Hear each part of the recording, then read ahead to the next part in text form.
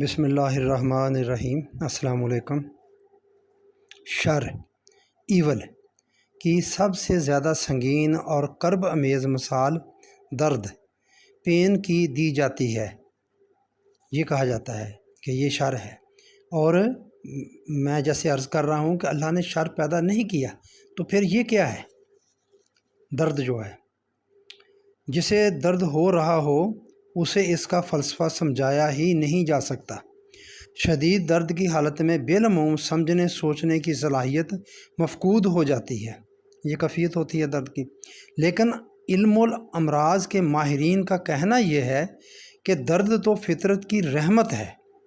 انسانی جسم کی مشینری اس قدر پیچیدہ اور پراسرار سی ہے کہ کسی دوسرے انسان کو تو ایک طرف خود اپنے آپ کو بھی معلوم نہیں ہوتا کہ یہ چل کیسے رہی ہے اور اس میں کوئی سکم تو نہیں پیدا ہو رہا۔ یہ بتانے کے لیے کہ اس مشینری میں نقص اور خرابی پیدا ہو گئی ہے، فطرت نے ایک ڈیوائس تجویز کر رکھی ہے جسے درد کہا جاتا ہے۔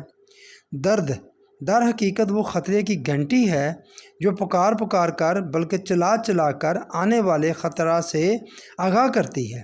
اگر یہ گھنٹی نہ بجے تو کسی کو معلوم ہی نہ ہو سکے کہ مشین کے اندر کو خرابی واقع ہو رہی ہے، تاکہ وہ مشین چلتے چلتے رک ہی نہ جائے، یعنی انسان کی موت واقع ہو جائے۔ اس نقطہ نگاہ سے درد در حقیقت ایک نعمت ہے، لیکن فطرت کے دوسرے طریقوں کی طرح یہ طریق بھی کروڈ سا ہے۔ اس لیے انسان اس تلاش میں ہے کہ اس کی جگہ کوئی ایسا طریق دریافت کر لیا جائے جس سے آنے والے خطرے کا علم تو قبل از وقت ہو جائے، لیکن کرب و اذیت ساتھ نہ آئے۔ اس سلسلہ میں بڑی شد و مد سے ریسرچ ہو رہی ہے۔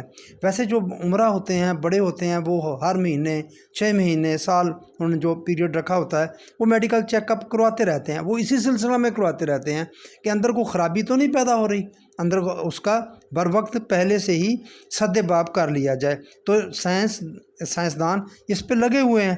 ممکن ہے کہ کچھ سالوں کے بعد، ہمارے جانے کے بعد، انسان کو جسمانی درد سے نجات مل جائے، یعنی کہ درد نہ ہو، پہلے ہی پتہ چل جائے کہ اس میں یہ خرابی پیدا ہو رہی ہے۔ بہرحال اشیاء کائنات کے متعلق جوں انسانی علم ترقی کرتا جاتا ہے، ان کا شر کا پہلو خیر سے بدلتا جاتا ہے۔